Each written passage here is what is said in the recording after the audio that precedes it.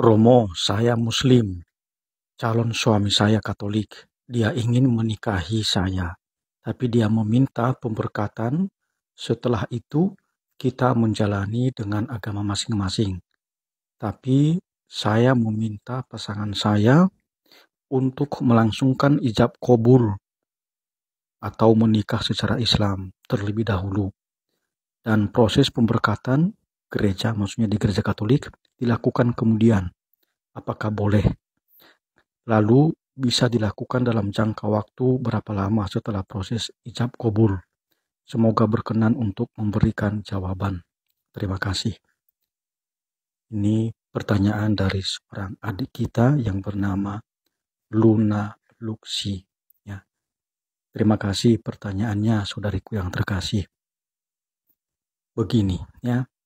Di dalam kitab hukum kanonik, ya, kitab hukum Gereja Katolik, Kanon 1127 paragraf ketiga, sudah dinyatakan di sana bahwa dilarang perkawinan yang dua kali seperti ini. Jadi tidak boleh ya dilakukan ritual pemberkatan perkawinan dua kali dengan tujuan untuk memperbaharui atau menyatakan kesepakatan nikah. Nah, ini dilarang sebenarnya ya. Tetapi ada yang menurut saya yang lebih penting, kalau seandainya perkawinan beda agama ini antara Islam dengan Katolik itu dilakukan perkawinan secara Islam atau ijab kabul ya. Mengapa? Nanti mohon dikoreksi kalau saya salah ya. Karena di dalam ritual ijab kabul itu kan diminta kedua mempelai untuk mengucapkan syahadat Islam terlebih dahulu.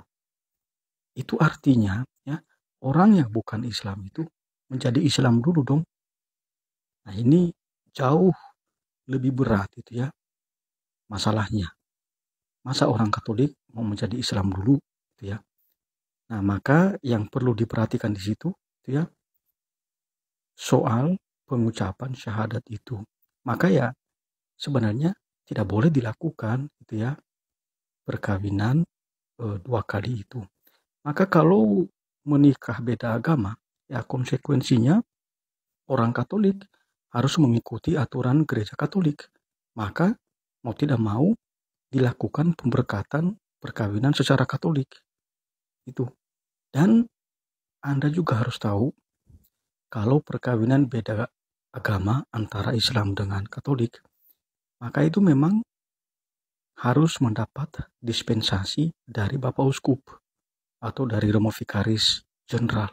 Jadi calon pasangan Anda yang adalah Katolik harus meminta itu. Dispensasi nikah beda agama melalui Romo Paroki. Nanti Romo Paroki yang membantu untuk memintakan itu. Tapi ada syarat. Syaratnya adalah sesuai dengan hukum Gereja Katolik Kanon 1125. Pihak Katolik berjanji tidak akan meninggalkan iman Katolik. Jadi dia tetap sebagai orang Katolik. Lalu yang kedua, semua anak yang lahir harus dibaptis dalam Gereja Katolik. Lalu ketiga, semua anak yang lahir juga harus dididik dalam Gereja Katolik. Dan pihak yang bukan Katolik mesti mengetahui janji ini. Dalam arti tidak menghambatnya. Ya. Tidak menghambat untuk melakukan kewajiban ini, janji ini. Nah, apakah dalam keadaan seperti itu Anda bisa, Anda sanggup, ya?